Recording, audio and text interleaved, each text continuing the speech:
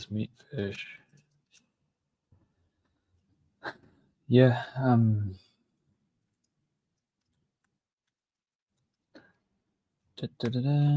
Right. Looks like we're live. Let me just share it on Twitter. So I'm saying coin should be up a lot more than it is pre-market. Why? What's the rationale? Well, there's this new Apple are basically opening a little bit their payments infrastructure. So there's a new initiative that we covered on the news earlier. iPhone's next big thing, tap to pay, crypto transactions coming soon with USDC. And then, so this has been all over the place this morning. And then Jeremy, the founder and CEO, basically it doesn't say like they're going to go and kind of build on it, but it opens the capabilities of anyone else who has got a point of sale or tap to pay kind of infrastructure. They could basically say they want to accept USDC in doing so. And I don't know why. Maybe the coin is Circle beta isn't as strong as it once was, given that Circle are looking to IPO. But I just still don't think Wall Street knows how to price this thing at all. Look, people are starting to come in. We thought we'd just start this one off the cuff. Obviously, a little bit late to the party this morning, but obviously because we're streaming, Bitcoin is pumping slightly, but we all know it's going to reverse at the drop of a hat. Because I am feeling a little bit bearish in the short term. Kind of like this price action's gotten me down. And then we were just like looking at the market, well, pre-market, and Grant was like, coin is just nowhere near where it should be. I think he might have sold one of his kidneys and bought a whole lot of shares. So that's probably why he's saying that. So I see the pirate is here. Welcome home. It's good to see you. It's good to see everyone, actually. Like, obviously, market uptick and then everyone's watching. You guys are so full of shit. Seriously, like last week, where were you guys? We were alone here. No one was here. There were like 3 of you. Now there's 104. You know what? I don't blame everyone. I didn't even want to do it last week. JC said, Jera, stop dumping your BTC on us, please. You know what, dude? Honestly, I've actually been buying BTC the last few days just for what it's worth. I woke up to a WhatsApp from Jerry with like a lot of limit orders filled, and I was like, what the fuck have you been doing with our treasury now? So yeah. So either we're all going to be out of jobs next week, or it might be all right. Anyway, so the reason why Haim is saying I'm here is because I actually tagged him in this live post, and he asked a question around like, so what coins are you looking at for Q4? And I responded and said USDC, and he was like, what? Like, where's the bull gone, dude? What have they done to you? And anyways, it was actually a bit of a joke, but it was also a little bit of an insight into how I'm feeling short term. And the way that I countered that short term feeling is that I went and bought a whole lot of Bitcoin just because I felt like needed to add to the treasury and obviously long term hold. You know, if it goes to 30K tomorrow, then so be it. It won't be the first shitty trade I've done this year. And it won't be the last. Yeah. So like everyone's just in the dumps, aren't they? Like the failed breakouts, failed breakdowns. Honestly, you probably do pretty well if you just counter trade your own emotion in this current environment, because I've been getting caught out. Death by 1,000 cuts. Not good, but it's okay. We can make it back. Yeah, you see, this is the thing. Like you assemble your friends in a room, you invite them for drinks, and then they make comments like this. Like, is this guy really worth having as a friend? I ask you with tears in my eyes. Hey, wait until I see you in Singapore, bro. I'm going to hurt you when I see you in Singapore.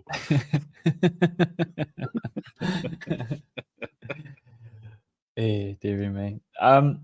Yeah, so good job numbers, but weird numbers coming in yesterday. Nice, and then nothing off the back of it. Everyone's just been getting chopped to pieces. I think we said it last week, but if you haven't got conviction and stuff you're holding at the minute, then you're gonna get absolutely bad. You go to Mallorca instead. Mallorca's actually really nice. It's a good substitute. But you should try and come to Bangkok for DevCon. We've got a secret side event. If anyone can find it, then I might accept you. But we've only got a few spots left.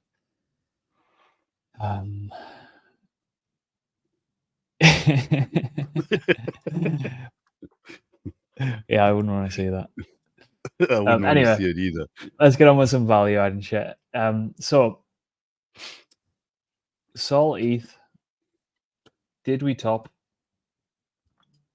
or are we just consolidating under resistance? Well, it obviously hit it and came straight back down again. I don't think the market did it any favors overall. So I think it's going to carry on. Is this the universal risk on chart now? Like, if this is pumping, people are gambling, people are speculating. If ETH's pumping, it's a sign of bad things to come, like Atom or Link in previous cycles. Well, we've seen that before, right? Previous cycles, ETH pumps, everything else goes to shit.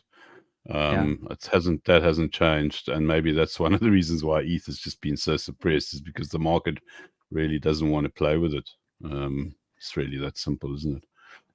Yeah, I think because there's been that much gambling on Solana, you can kind of see the market's appetite, and obviously people buy in a shitload of Sol when they want to gamble, and that's where people's anyone who's did well this cycle, they've probably got the vast majority of their wealth on on the Phantom wallet, so they're already in that arena. So you can kind of see those upticks when people are like, all right, we might be having a little bit of a run here, but every time ETH seems to have done anything, it hasn't boded well following that. I know Vitalik's just sold another 500,000 today. Not that that's anything in comparison to his stack, but he's going to quickly find out that girlfriends are extremely expensive, I think. Yeah, someone made the comment and said, obviously she's costing him money, so he needs to sell some. God. So Sonic, tell me about, I mean, Sonic is kind of like the next thing they appointed Andre Cronje as CTO, like obviously doing the whole corporate official song and dance around this thing. I mean, is it a good bet at this point in time? I know that the Pirate is big and bullish on Sonic/FTM.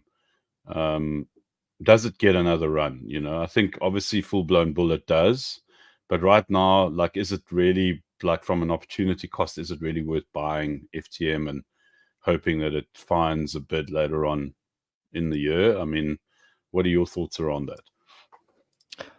I'd never bet against these kind of people. Great builders. They already have like a lingering, leftover, damaged community.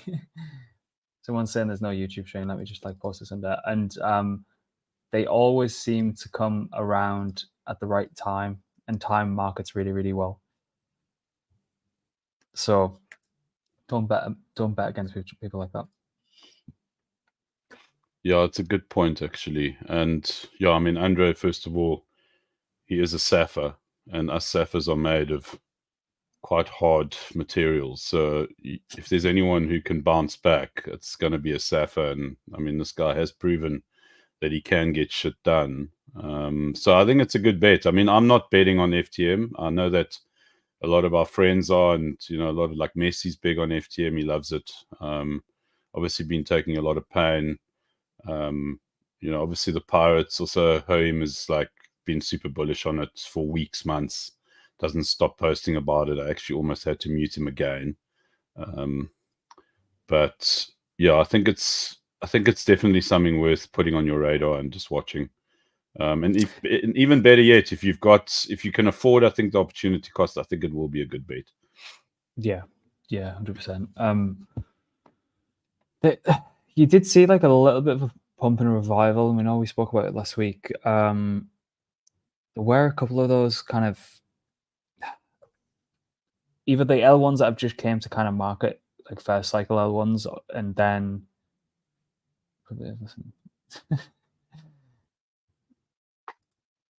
what's he saying here? Don't necessarily grant this all max. I have probably less than 10 total solid good trades ever, and have still massively outperformed this cycle. So is the So he's basically calling you a 0 IQ player. That's what he's basically calling you, I think. Yeah, that's about right. I concur. So this Sui, obviously, Shill Team 6 got a hold of it.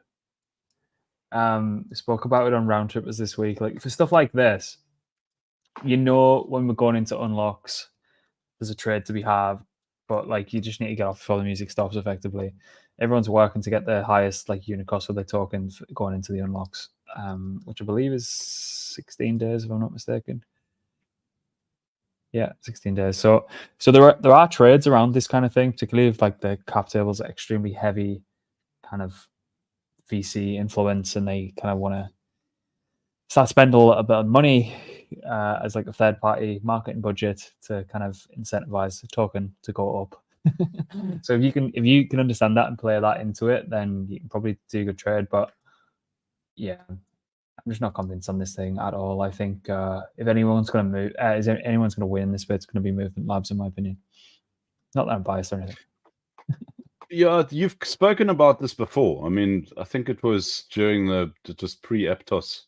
It was that Aptos one many months ago. You said the same thing, and it played out to the T. You kind of like they incentivize the market makers. Market makers go in, and it's not just one market maker. It's like probably 3 or 4. They go in, they get a good discount, they get the thing going. People FOMO in at the top, and then unlock happens, and then they basically sell into you, and it's essentially free money for them, and you land up with the bag. So just be aware of that. Best way to play it is to obviously get a good entry. If you're trying to get an entry now, I don't think it's worthwhile personally. Maybe if you're doing an intraday long or whatever the case is, and you see a pump, then make sure you get out. But otherwise, I think you just sit tight and watch everyone get wrecked. We have a big, and I've seen the first draft for it. I think it's fucking 10,000 words, like a DeFi Dinos research piece coming out. It's absolutely incredible. So it's amazing. It seems to have been picking up a big stinky bid, which is good. You know what this price action says to me? It's not just about fee switch. What it is for me is that there's a greater good at play here. It's the best thing that I could think of at the time, is that people actually want DeFi to succeed. And the only way that DeFi succeeds is through these kind of mechanics that, the fee switch, and like a project that has had longevity, that has proven itself at all counts. I mean, they've got how many billion locked away there? Like 30 bill or something? How much is it? Is it 80? No. How much does all they have stashed? They have quite a lot stashed there. So it's kind of like, okay, well, they've been through the motions, 11 bill. That's still huge, and it could probably, it's an easy 10x this thing in terms of TVL, whatever that might mean. And I think people are hungry for something meaningful. I think people maybe haven't admitted to themselves yet, but I think that's what's going on here, amongst the kind of like the fee switch thing. And I mean, I am wearing the DeFi Maxi tag today, so obviously I'm biased, but I think there is a lot to be said for protocols that have proven themselves, that actually have a real market fit and provide a service that people use. People want to borrow, people want to lend and earn yield. It's fundamental to what DeFi is about, and it should be. That's what we should be focusing on. memes are fun and all that kind of shit, but this is actually the most meaningful thing that we've got in the space, and we need to support it. Yeah, I think they printed like 6 million on the day, like obviously last Monday when there was like the huge liquidation. It always seems to just like stand kind of test of time and extremely lindy, and people are gonna. And for me, it's one of those ones where if you're explaining this to the suits, and there's a question to be had, like a more philosophical question of like, should we have even went down that path at all? But this is something that makes like complete sense. Money markets are, very, very easy to kind of explain. I think it was one of the first things that really clicked for me in DeFi, like way back when. I was like, you can do what? It's probably called ETH back then, but it's overall like really, really, really solid and impressive product. I just like hope to see this price action improve a little bit, but it seems to be catching a little bit of a bid.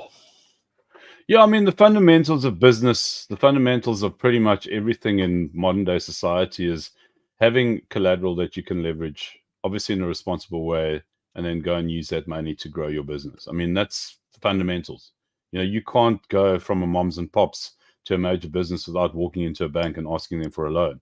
You don't need a bank here. You can do it in DeFi, you can do it online, and you can do it in a responsible way. I mean, obviously the degens get carried away, but you can have extremely good health factor. You can borrow and you can go and do your business, and that's what this is all about. And I love that the market's actually appreciating that. And obviously, guys want to earn in DeFi. They don't want that money sitting idle. And I think people are getting tired of throwing their money at memes. You called it about a month and a half ago. You said it's starting to come to an end in terms of the mania around it. I mean, it'll come back, but I think we need to focus on other things that are more positive for the space long term. Yeah, I mean, there's been a couple of things that happened with, particularly with Pumped Up Fun in the past week or so. Where the hell is it? Just want to find. There we go. I don't know why this is only bringing up NFT projects. Am I being fucking idiot here? Or... Anyway, they like hit absolutely ridiculous revenue, and a lot of it came from the Trump and Elon spaces, where there was like so many tokens launched around that spaces. It like led them to be just absolutely like pandemonium over there. They've changed the kind of fee model on it as well. So they've kind of, and when you do that, you kind of change the incentive structure. So off the top of my head, it used to be like $2 to deploy onto Pumped Up Fun, and then there's a migration fee that comes out of the kind of that comes out of the SOL deposited into the bottom curve. So basically, what they've done now is they've made it free to actually deploy, and then the first person who purchases the token, they are effectively paying the fee, and then there's a larger migration fee as well. And then the incentive to actually launch a token comes from actually migrating it to Radium. So it actually has to complete its bonding curve and then get to Radium. So they're trying to kind of figure out ways to incentivize a more quality of launch. I don't think you're going to get that. I think you're going to find people. It's just a cat and mouse game where you move the goalpost slightly, and then someone finds an edge how to kind of milk that for all it's worth. And yeah, I think it's like you're not going to see an awful lot of stuff come off there and do drastically well. I've been saying it for weeks now. It's completely, the game's up. The game is up. What I found is always just a new type of casino to speculate on each cycle. Like last cycle, Ohm Forks, Tomb Forks. Yeah. Like earlier in the cycle, it was like Pool Twos, and Pump was like a newer version of that because they were kind of like much of a muchness, different kind of variations on the same thing. But yeah, we just need that new kind of meta game to be speculating on now, while the rest of the industry picks up some steam, I think. I heard that the Pump.Fun boys were selling for $500,000. That's what I heard. No. Yeah, they're selling the Solana they've made, which is fine. I think they realized I can't remember how much.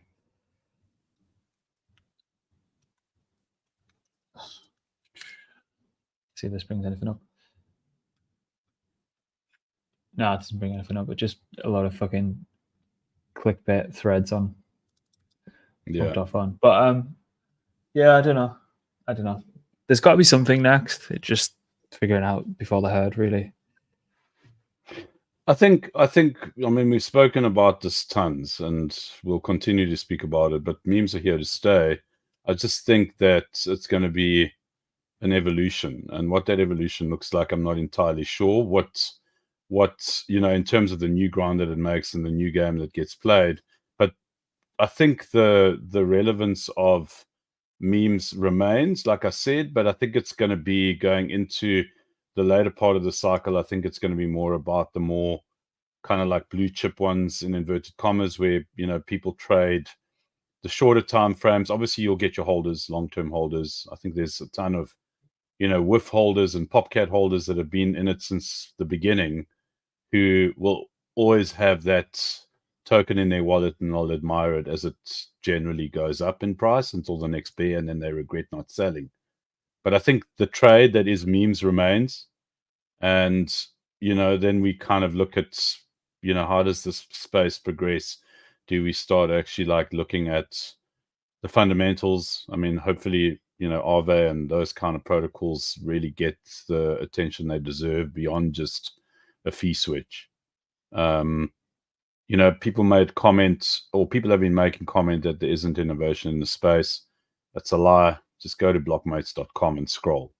There's a lot of innovation in the space. There's a lot of good ideas, a lot of ambitious founders who are really breaking their balls to try and make a difference in the space.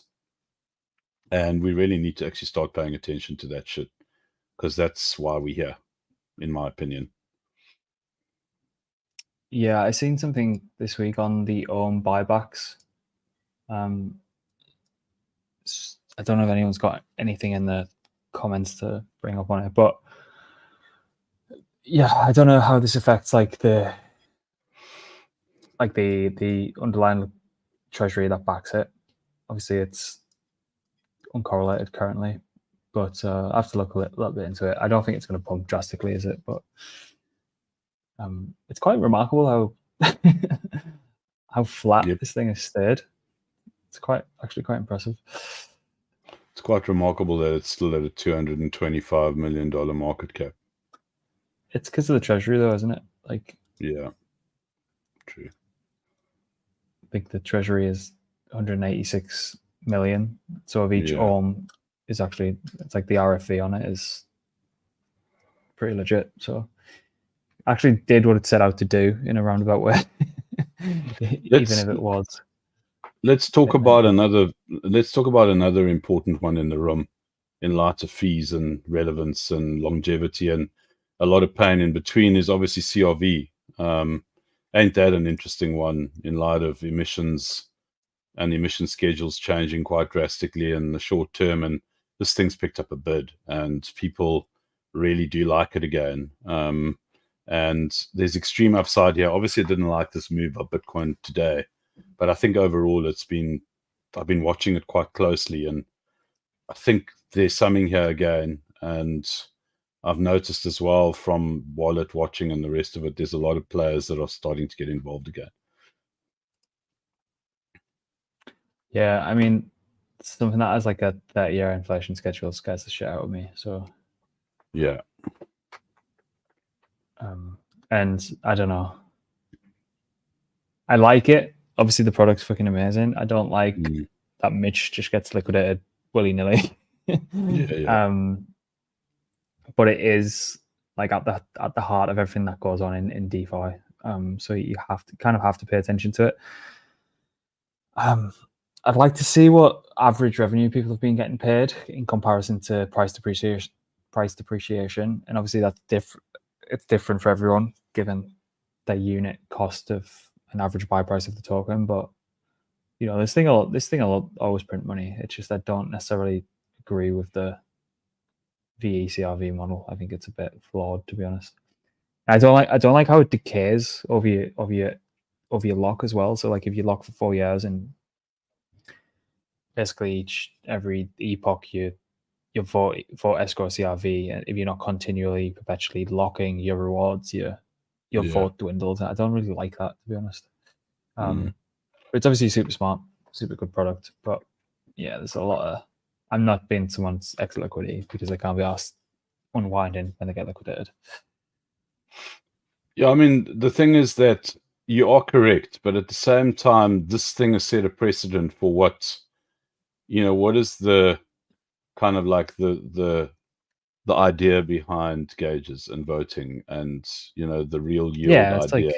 Like, the innovation was like absolutely incredible. Yeah. But the like supply dynamics just don't work for me. And I'm not getting I mean, in the bag. That's ultimately what your kind of like your innovation around what Tapioca are doing and what they want to do, and they obviously are taking ideas that are present in this idea that is CRV and convex, and taking it to a whole new level. And it'll be interesting to see how that plays out as well. And obviously other protocols as well. The same with kind of Aura and what they've done on the balancer side of things. We were actually chatting about, where do you earn the best yield? And we were chatting about Pendle, and we were chatting about, obviously, the dynamic that exists with this product and Aura product. And those are the kind of things that institutions will be looking at, like long term, and how they're going to replicate the same ideas, because they will replicate it. I mean, I don't think, BlackRock's going to come in and use Aura and do that kind of stuff. Maybe to experiment they will, and they'll put 10 or 20 mil in there because it is small change for them, but then they're going to go and build their own stuff. That's the way I see it anyways. I could be wrong. The Aura yield's pretty good, particularly if you're hidden hand, but then you're roughly bumping into that 36% inflation as well. So depending on how that enters the market, you like net just like on a piece of paper numbers, you're probably coming out 14%. But obviously a lot of dynamics at play there. So, and we looked at the chart and the volume is non-existent. Kind of gets back to what we were talking about a couple of weeks back, doesn't it? About what's the point of having $3.1 million worth of liquidity if you've got $26,000 worth of volume? So it's amazing how DeFi has slowed down to such a huge extent, and then you've got obviously ETH at the forefront of that, because like it or not, that it is, and there isn't really that momentum that's needed to drive the machinery that is DeFi at the moment. But I do think it changes, and I think right now, why are we chatting about this? Well, we're obviously getting a bird's eye view of what's going on, but I think it's also important for those of you who are listening and watching to kind of like think about, what does the long game look like here? Like if you are serious about being involved in this space, like what are you going to bet on, long term? Do you go and get involved with what Phantom are doing? And, do you think Aptos has relevance? Do you think, like Sui has relevance? Like those are the kind of things you need to be thinking about. It's definitely what I think about. It's kind of like, well, where's it going? What's the relevance? Is there a product market fit? How do the big boys play in the space? And, how does this DeFi element, satisfy that need? Like I'd love to chat about like the Arbitrum kind of thing that's happening at the moment, to the gaming side of it. I think a lot of people were quite dismissive over it, but people are seeing relevance in gaming. And like, is gaming a thing? I think it is.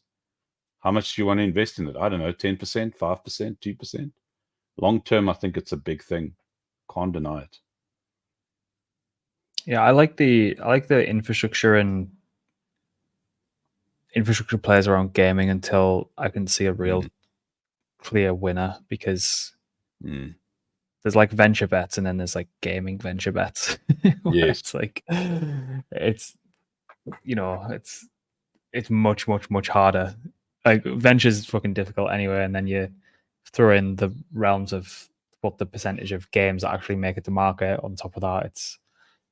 So I think like the infrastructure players or the guild kind of players, or they're the interesting ones to me.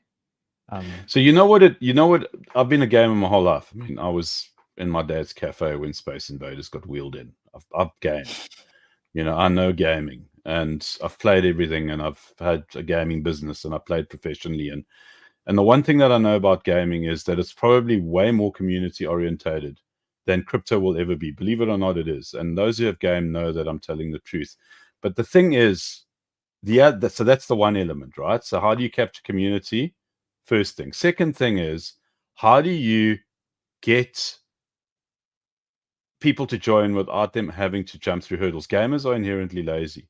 Even if it's a Fortnite, and they won't be at that point where they're playing a game like Fortnite if it was difficult for them to play it. They're not like crypto freaks that will, go and use an inferior product and, go to a shitty website because, they're just not that way inclined. And as soon as that bridge gets built and there isn't this whole like resistance to it and it's completely fluid, then things will take off, and then it will be like a whole different ball game because crypto does fundamentally change the way that like gamers could potentially interact with this environment that is blockchain, but that is gaming through the blockchain.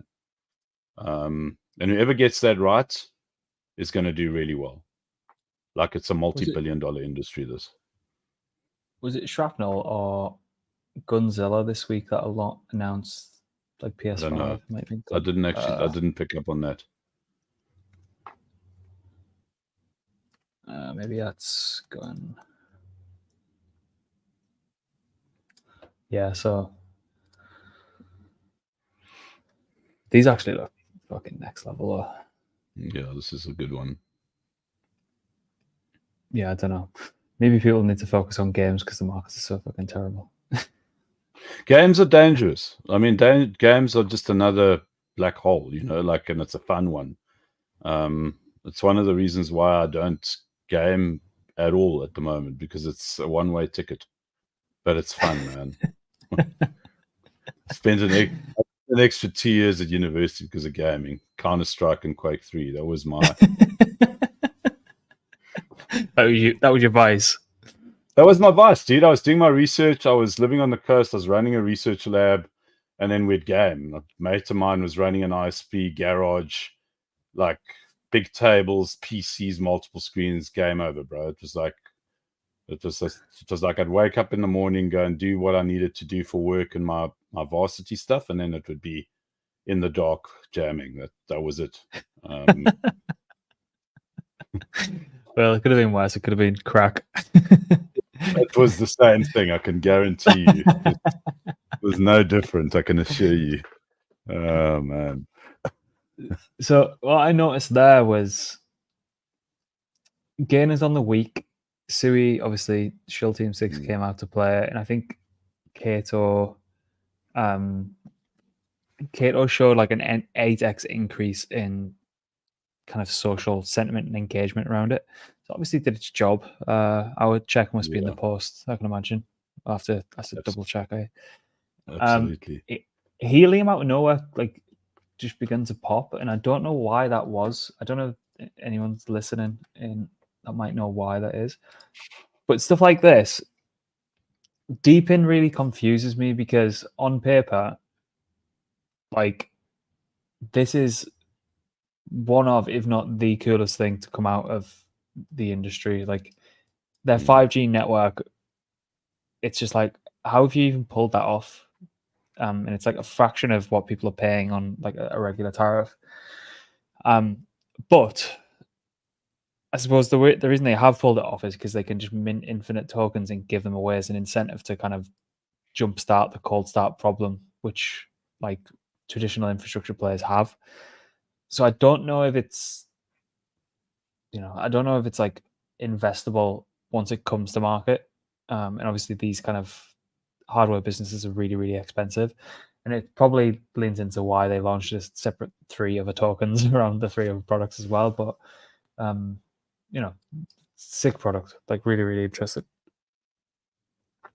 So once again, like, kudos to DeFi it's weird because we never planned today's stream. Like we never do plan them generally.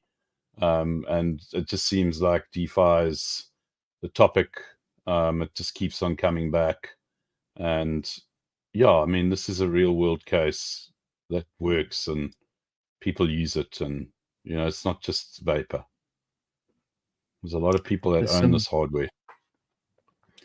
There's a lot of deep in decks floating around at the minute. So it feels like there's another wave of that about to get funded. Some like really like go big or go home kind of like missions that they want to go on. Some a little bit like I don't see where the use case is going to come from there, but I can imagine this is not slowing down. It's like particularly like the deep in AI kind of crossover that's only going to speed up. The problem I have is the decks that you're seeing even at the seed stage pre-product. The fucking valuations on these things, I don't know where they're pulling them from. It's like no meat on the bone. I understand they're expensive to like, and hardware. I wouldn't like to go into any hardware business whatsoever, but like, yeah, not very investable. Put it that way. Check out Mariah quickly. Yeah, these guys are fucking sick. I had them on Still Early. I had Corey on Still Early. Yeah, a while ago as well. So like, make to anyone who's listening and paying attention, as opposed to just insulting us, because I know who you are. I see you, Meatfish. So everyone's welcome. One of those things that really, it comes back to what I was saying earlier on around gaming and kind of like resistance-free onboarding, account abstraction and all that kind of stuff is key. And these guys, in my opinion, have solved that problem. They got a full mobile, seamless interaction with crypto. It is fucking kick-ass. Make a note. I want to invest in this thing. I want to throw all my money in it. So I am setting up to shill my bags before it happens. But this is, these dudes are the real deal. And I think these are the kind of products and companies that move the space forward in a positive light and give relevance to this crazy game that we're in. I love this product. I think it's great. Website's great. It just says a whole lot of good shit to me. Yeah, it is really, really good. It's really impressive. What else was pumping this week? So Celestia, like I keep saying this, but I don't know how I feel about what Hickson's saying. Do you guys shall CRV? I thought only twisted individuals. Yeah, you're completely right. Only twisted individuals still throw money at CRV. Hickson, we didn't chill it so much as just chat about it and its relevance. And Grant was a little bit bearish on it because he didn't like some aspects of it, but I thought it was a well-balanced, non-chill discussion. If I've learned anything, it's just do not fade Hickson. So do not fade Hickson. I might need to put my opinions aside once again. But see, again, this is just one of those things. I just can't buy it. No. I just can't buy someone else's fucking 10,000 decks or whatever it is. I don't care how good of a product it is. Grant, this was one of my best trades this year. Managed to buy it at $2.50 to like $6-7, and then literally managed to catch the top on it, even a little bit way down. But it was just such a great trade.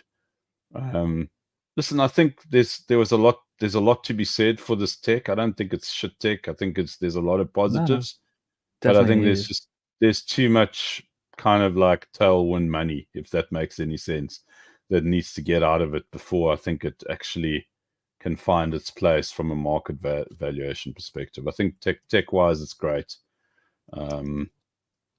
What's it like 3 cents or something stupid like that? I think it was even smaller than that. Binance did the seed at 1 cent. 1 cent. Okay, so I was 3x above the price. So it's a 581x at the moment. It's 58,000%.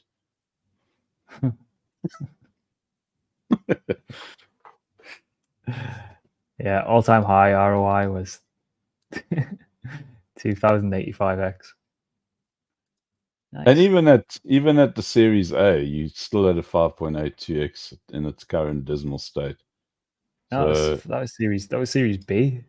Series B, okay. Series A was 60.9, okay. So at size, yeah, fucking yeah, good gun. Yeah, and meet you right. It is actually about doing a Messi and kind of like buying it at its absolute lows. But the point is that these dudes are still getting a 70, 60, 50x. You know, like they feel nothing to take it even lower. So, you know, yeah, I don't know that's about a good point though. Like once you do like full stack something and get out of it. Like I do it all the time. I don't know why I buy shit back thinking I can like retrade it once I've already did what I need to do. Do you know what I mean? It's like I don't know. Just you get a bit of Stockholm syndrome with the bags that you have, don't you? So yeah. I don't know about Aptos. I'm still not convinced. I know that I know that Crypto Condom's been quite bullish about it because there was some kind of talk around BlackRock connection, but I don't know. I'm not convinced. Like for me, you can't just turn anything into like a BlackRock token. Like no ways. No. BlackRock will build their own blockchain, and if you think otherwise, then you don't know how the real world works, in my opinion. They'll come and play and check it out, but they ain't gonna freaking use Ethereum. I just don't see it happening. Just don't see it happening. This guy dresses in too much expensive clothing for me. It's a very good indicator. Feels like every single time there's a new Raf Simons fucking collection drop, he's Aptos nukes 10%. Because he's selling. Don't do well-dressed founders. We are being very bearish Aptos, but I'm not a fan either. I don't think they provide anything that's new or interesting. I don't see a community around Aptos like I do with others, and it just doesn't impress me in any way. Well, do you know how they were both founded? It's a Facebook thing, isn't it? Yeah, so Libra, yes, I think it was previously DM. Yes, when Mark Zuckerberg was in his peak tyrannical stage and he wanted to overthrow the government and create his own currency. I think they quickly put a stop to that, by the way.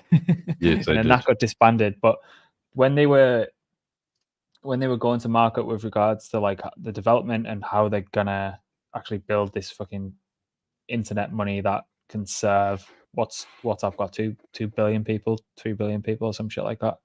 Yeah. They were like, yeah, the current system just doesn't fucking work. So we're going to build it on our own language that we've made, which is Move. And then once the funding got cut for it, I can imagine someone from government probably had a little meeting with Zuck and said, "You're not doing this." The two teams spun out with the Move language code base, which is Aptos and Sui, and you best bet ex-Facebook founders building their own L1. Everyone came out the woodwork to give them money. So, but I think, as with all these kind of things, token design and the greater whoever's going to be actually looking after your ecosystem and all the stuff that you need to actually make this thing work, they just don't look like they've been accounted for whatsoever, and they've been put back on the back burner. So that's why I say Movement Labs, the young kind of crypto native guys building towards like a common goal with taking the Move language further afield and getting people to build it, and not being just being chain agnostic and like develop, like allowing Move to be integrated into things like Arbitrum Orbit, so you can have like Move chains on Arbitrum and stuff like that. So and they get it, like Rushi and Coop, they get it. Like so I'd always back teams up like that as opposed to people who, I mean, we are bullish. I'm not going to say it's a cash. I'm not going to say it's a cash grab for the other two, but it feels a bit like it. But it does seem like it. It kind of like. But there's another interesting one that's worth chatting about, Grant, and the reason why I want to chat about it is because there's definitely someone who's high on something really strong behind the account, and that's Canto. Have you seen the Canto Twitter account? Yeah, it's something's cooking there, dude, and I quite like it. I really, really like it.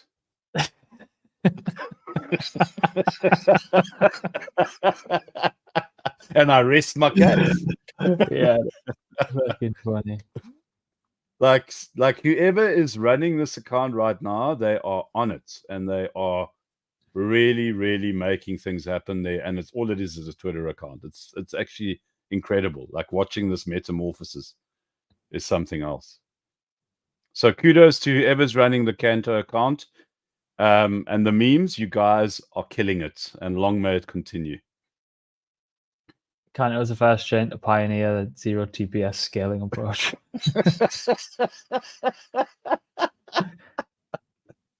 So either the account is hacked by the competition, whoever the competition might be, or they are. No, I mean I'm joking. I mean that they've really turned it on. Clearly, there's a marketing drive now, and yeah, it looks like there's something's going to start happening at Canto. It's quite clear that something will be. But I don't have an opinion on Canto. I don't know anything about it. It kind of like came and went, and there was some interesting things happening there for a bit, and then it just kind of like went into nothingness. Yeah, it's kind of like a public good EVM on Cosmos, if I remember correctly. It's been a while since we covered it, but yeah, I don't know. Felt like the familiar faces were all in on it, so yeah, it went to fucking zero. But anyways, yeah, we'll see. It looks like mindshare and attention of them is up, so they're definitely up to something. They'll be. Didn't they went to like launch on Polygon ZK EVM or some shit like that, didn't they? And correct. Apparently that doesn't work. So, from people I speak to who are a lot smarter than me, so I have to do a bit of shilling, but I think it's off the back of something quite positive. Hermes MayaDAO are in the process of moving their operations from Metis to Arbitrum. I've spoken very highly of these guys in the past before, and the more that time goes by, the more they prove me right. For those who didn't know, the devs who built this thing never took token allocation. They've never been paid by the protocol directly, and they've never taken money out of the protocol, because obviously that stuff is, it's transparent. It's on the blockchain. There's 3 developers that are involved in this project. They are probably the nicest guys I've ever met in the space. We did some work for them in terms of creating content for them. They took us through this DAO process. We did the whole thing with them, and they've just been, if anything, consistent, honest, and transparent about the way that they go about their business. And they paid us a bit in tokens that we've held. We've never sold any of them. And the reason why is because this is the reason why, because these guys just do what they say, and they're about to launch an Arbitrum. I think this is probably one of the most undervalued DeFi protocols that actually does offer a lot of value, and taking a lot of ideas from other protocols and putting them into one, from Omnichain to lending and borrowing and gauges, and solid crew. This for me is like, it's all about the people, as opposed to like already a great product. Anyways, that's my shill and my promo. I have not been paid to say this. I really mean it from the best possible place. Yeah, they are the great lads, aren't they? Really, really nice. Yeah. Down to earth. All right. Is there any like requests? Been a bit flat this week. I don't think I've been paying attention to the markets that much. We've been busy, yeah. We do it. Yeah, we've been pretty busy, to be fair. I wanted to just, before we close off, to kind of like people in chat, something that I've been kind of like pondering a little bit was this whole idea around kind of like limited supply of tokens, obviously looking particularly at memes. Friends don't let friends touch Aptos. Thank me in tax season. Yeah. It's kind of like Brett on base I think it's been established with absolute certainty that, the guys who launched the thing own pretty much 80 to 90% of the supply. And then the latest one that's done, I think, pretty much the same playbook has been Nero. And, Nero also went so far as to even kind of publicly broadcast that there were a whole lot of KLs involved. And then it's also now come out that the KLs are under strict instruction to only sell at certain points in time. Now, I don't want to get into kind of the moralistic, whatever the fuck you want to get into. I'm more interested in token supply, who controls it, and what does that actually mean?